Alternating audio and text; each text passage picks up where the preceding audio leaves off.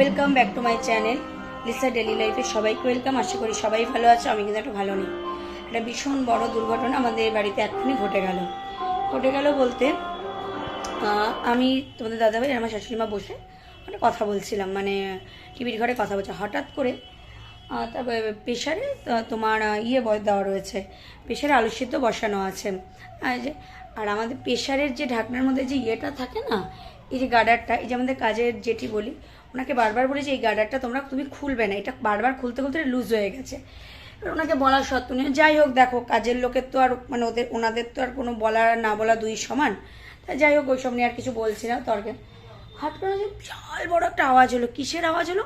দেখা যাচ্ছে যে আমাদের চিমনিটা মানে যে প্রেশার কুকারটা বাস্ট করে চিমনিটা এসে এখানে পড়েছে ছিটকে। কিন্তু বিশেষ করে তার কিছুক্ষণ আগে অবধি ওইখানে তোমাদের দাদাভাই আমার শাশুড়িমা কিন্তু দুজনেই ওখানে ছিল। ওরা যদি ওই সময়টা কি থাকতো তাহলে বিশাল বড় দুর্ঘটনা। আমি অবশ্যই ওই পাশটায় ছিলাম না, কি কোনো কারণ ওরা চলে এসেছিলাম। তোমাদের একটু দেখিয়ে দিই। ও আলোটাও জ্বলছে না, তোমরা দেখতেই পাবে। দেখো কি অবস্থা, আমাদের চিমনি টিমনি সব পড়ে একাকার রয়েছে, দেখতেই পাচ্ছ মানে কত বড়। যাই হোক, সব থেকে বড় একটা জিনিস যে আমাদের প্রাণে কারোর কোনো ক্ষতি হয়নি। মানে অনেক ইয়েতে ঠাকুরের আশীর্বাদে বলো, তোমাদের ভালোবাসায় আমরা প্রাণে বেঁচে গেছি। এটাই হলো সবচেয়ে বড় জিনিস। ঠিক আছে বন্ধুরা, চলো পরে আবার আসছি। বন্ধুরা, চিমনিটা কিভাবে খুলে পড়েছে তোমরা দেখতেই পাচ্ছ। এখন এটা নিয়ে আমাদের ঠিকঠাক করতে হবে, কারণ চিমনি ছাড়া তো কাজ করতে অসুবিধা হয়, জানোই। আর আমি এমনিও জানলা খুলে কাজ করতে পারি না। আর জানলা খুলবো কি, ওখানে অনেক জিনিসপত্র থাকে বাইরে। ফ্ল্যাট হলে যা হয়, তো বাড়ি নয় না, সেই জন্য। ঠিক আছে, চলো পরে আসছি। না দাদাভাই কি কথা বলবে? দেখো বন্ধুরা, তোমাদের দিদিভাই তো অলরেডি বললোই যে আজকে কী অবস্থা। কালকে এত ভালো দিন কাটালাম সবাই মিলে, তো হঠাৎ করে বলে না যে কখন কি হয়। তো যাই হোক, ভগবানের আশীর্বাদ বা সবারই ইয়েতে মানে অন্তত একটা বড় বিপদ থেকে আজকে আমরা বেঁচে গেলাম। ঠিক আছে, এবার জিনিসটা হচ্ছে কি, এখন মেন হচ্ছে এটাকে কিভাবে কি রিপেয়ার করা যায় বা কি ঠিক করা যায় এটা দেখার। এবার দেখো, আজকে সত্যি কথা বলতে কি, আজকে যেমন সব মানে যেটা হতে গিয়ে হয়েছিল যে মা ডাল সিদ্ধ, যেহেতু কালকে জানো সবাই যে কালকে আমাদের বাড়িতে একটা প্রোগ্রাম ছিল, ঠিক আছে, তোমাদের দিদিভাইয়ের জন্মদিন ছিল। তো সেই কারণে কি মানে দিদিভাইয়ের মা বাবাও এসেছিল, আর এখানে তো আমার মা ছিলই, আর বোনও এসেছিল। তো আজকে ভেবেইছিলাম যে কিছু আলাদা করে রান্না বা কিছু করবো না, ঠিক আছে, নর্মাল একদম জাস্ট ডালটা সিদ্ধ দিয়ে মা নামিয়েছে, আর আলুটা দিদিভাই বলেছিল যে আলু সিদ্ধ করো, তাই রেখে এখানে মানে জাস্ট ঘরে গিয়ে বসেছে। আমি দেখলাম কি আওয়াজ হলো, যেটা তোমার দিদিভাই বলছি, হঠাৎ করে দেখলাম এরকম মানে কাহিনী ঘটে গেছে। আর এটা একটা বড় কথা, এটাও একটা মানতে হবে। আজকে ধরো অন্তত আমি দিদিভাই আর মা আছি, কিন্তু আজকে ধর একজনের মধ্যেও যদি দুজন বা একজন যদি বাইরে যেত, ঘটনাটা কি হতে পারতো, এটা হচ্ছে মানে ভাবতেই আমার কেমন লাগছে। হ্যাঁ হোক, তোমরা সবাই বলো যাতে এই ব্যাপারটা তাড়াতাড়ি ঠিক হয়ে যায়, কারণ চিমনি খুবই ইম্পর্টেন্ট জিনিস। অলরেডি ফোন করা হয়েছে এক দু জায়গায়, এবার দেখি কখন কি তারা রেস্কিউ করে। বন্ধুরা, বসে আছি এই যে চুলে কালার দিয়ে। আমার নাকি চুল পেকে গেছে, এটা তোমাদের দাদাভাইয়ের বক্তব্য। শুনে কিন্তু আমি বারবারই বলি, দেখো না আমার চুলে হেনা করা থাকে, ওই জন্য চুলগুলো ওরকম লাগে, জানি না কেন। তারপরে ওই জন্য আমি আবার হেনাটা দিয়ে বসলাম। আমি হেনা দিয়ে বসেছি, মাও বসে আছে। দেখো মনটা তো খারাপ লাগে না, পুজোর আগের দিয়ে এরকম এত খরচাপাতি, এগুলো তো বিশ্বাস করতে গেলে এগুলো তো এক্সট্রা খরচা না, মানে এগুলো এক্সট্রা বার্ডেন। আজকে আমাদের এমনিও অ্যাকোয়াগার্ড মানে ওয়াটার পিউরিফায়ার রিপেয়ারিংয়ের জন্য ঠিক করতে আসতো, সেখানে আবার এক্সট্রা একটা খরচা হয়ে যাবে। এগুলি সত্যি কথা বলতে এগুলি মন মেজাজও খারাপ লাগে না। আর নিজেদের দোষে যদি সম্পূর্ণ হতো তাহলে ভাবতাম যে আজকে আমাদের গাড়িটাও নষ্ট হয়েছে পুরোপুরি, আজকে আমাদের ড্রাইভারের দোষে। আজকে যে প্রেশার কুকার বাসটা এত বড় ব্লান্ডার হলো, সেটাও কিন্তু আজকে আমাদের যে কাজের লোক তার দোষেই হয়েছে। কী করবো না, আমরা বিশ্বাস করে ছেড়ে রেখেছি। কাজের লোকের পেছনে টিকটিক করাটাও ঠিক নয় না, বিশেষ করেছে। কিন্তু ওই মহিলাকে বলা না বলা দুই সমান। এটা মানে মজার কথা বলি, উনি আজকে আমার শাশুড়ি মাকে, আমি ঘুমিয়েছিলাম, উনি আমার শাশুড়ির কাজে এসে বলছে তোমরা পায়েস দাও, আমাদের মধ্যে পায়েস দেওয়ার নিয়ম নেই। আমার শাশুড়ি বলছে না দেখো আমিও পায়েস দিয়েছি, লিজার বাড়ির থেকেও পায়েস দিয়েছে ওর মা। না, তখন উনি বলছে না আমাদের পায়েস দেওয়ার নিয়ম। বলছে ও ঠিক আছে, তখন কথাটাকে ঘুরিয়ে দিয়েছে। আমার একটাই বক্তব্য, আমরা কিন্তু বাঙালিরা এটাই জানি যে পায়েস দেওয়ার নিয়মটাই কিন্তু আছে, কেক কাটিংটাই কিন্তু বরং নেই, তবুও আমরা কেক কাটি। আর ওই মহিলা কি বলে না বলে জানি না, সব থেকে লেটেস্ট ওনার শাশুড়ি নাকি ওনাকে এই যে জলহস্তি, ঢেপসি, কালো মুষ এসব বলে, জানি না কেন, সত্যি চেহারাটার ধরনটা ওরকম, ওই জন্য হয়তো বলে। বাট ওনার এই অবান্তর কথার জন্য আমি দেখছি আমাদের ঘরের মধ্যে না একটার পর একটা দুর্ঘটনা ঘটেই যাচ্ছে, কিন্তু ওনাকে না পাচ্ছি গিলতে, না পাচ্ছি ফেলতে।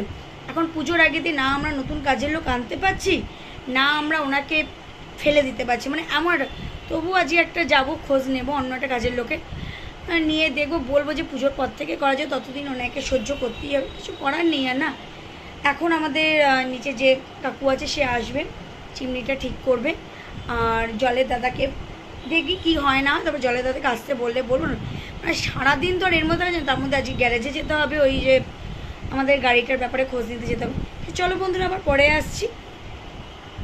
বন্ধুরা এই দেখো, মন্দিরা দিদিভাই থেকে, মানে আমাদের MS ফ্যামিলি দিদিভাই থেকে আমি দুটো নাইটি পারচেস করি, সেম এইটা আর একটা ইভোলো কালারের আমি পারচেস করেছিলাম।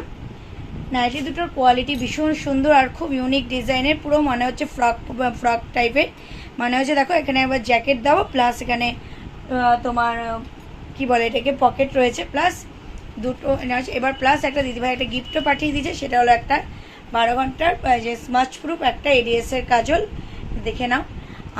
এটা কোনো প্রমোশন ভিডিও না, দিদিভাই নাইটিটা আমি নিলাম, খুব সুন্দর। দিদিভাই থেকে এর আগেও আমি বেডশিট নিয়েছি, শাড়ি নিয়েছি পাশমিনা, তোমরা চাইলে দেখিয়ে দিতে পারি, ভীষণ ভীষণ সুন্দর। দিদিভাই জিনিসের প্রত্যেকটা জিনিসের খুব কোয়ালিটি ভীষণ কিন্তু সুন্দর। ঠিক আছে বন্ধুরা, চলো আমার পরে আমার ফেসটা একটু ইগনোর করে যাও, আমার চুলটা শ্যাম্পু করাতে যেহেতু চুলটা একদম এলোমেলো রয়েছে। চলো আবার পরে আসবো।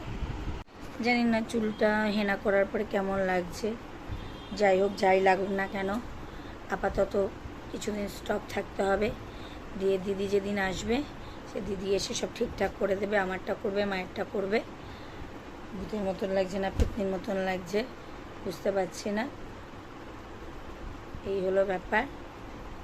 এই কানেরটা কিন্তু আমার না, এটা মায়ের কানের, এটা একটা মায়ের কানের। যদি কারোর ভালো লেগে থাকে স্ক্রিনশট নিয়ে বানাতে পারে, এটা মায়ের কানের। মা এসছে এই ঘরে। আমি আবার এমনি তো আমি লিকুইড সিঁদুর পরি না, খুব রেয়ার ছাড়া, এমনি সিঁদুরই পরেছিলাম, পরে আবার একটু লিকুইড পরে নিয়েছি। বালিশে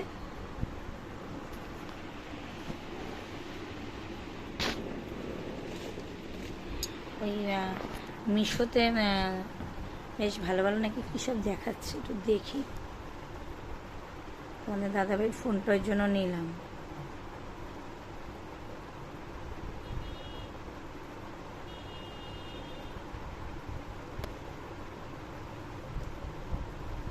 আমাদের তিনজনের নিয়ে গা হাত পা এত ব্যথা, আর বিশেষ করে এই তারপিন তেলের গন্ধ আমি সহ্যই করতে পারি না, এত মাথা ধরে গেছে। মায়ের আবার ভালো লাগে, আর তোমাদের দাদাভাই তো ঠান্ডা লাগার সর্দি রয়েছে, অতটা ফিল করতে জানেন না। আমি তারপিন তেলের গন্ধ আমার মাথা ধরে যায়।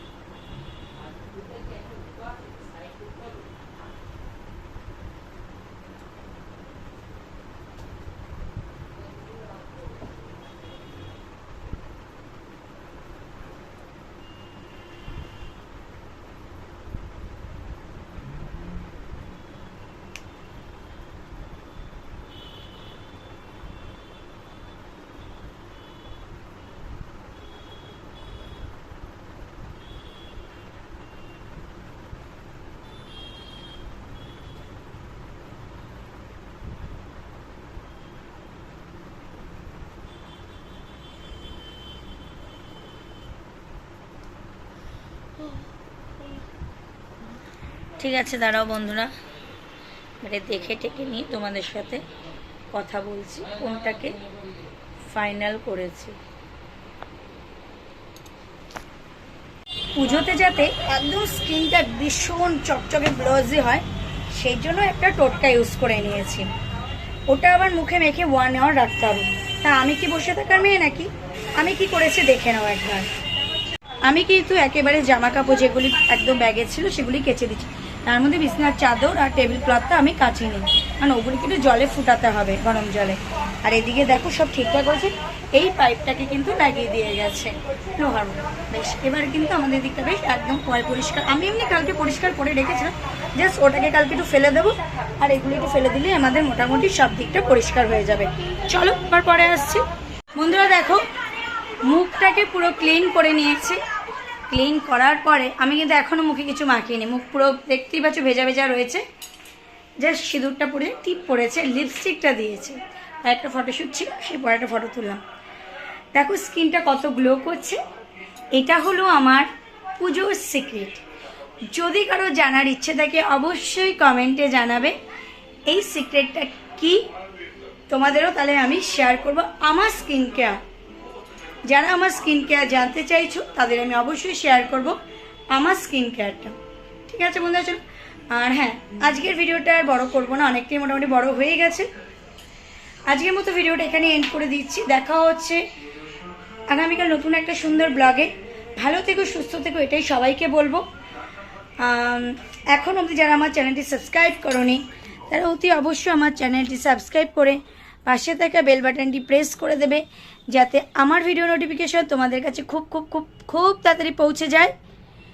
চলো, টাটা।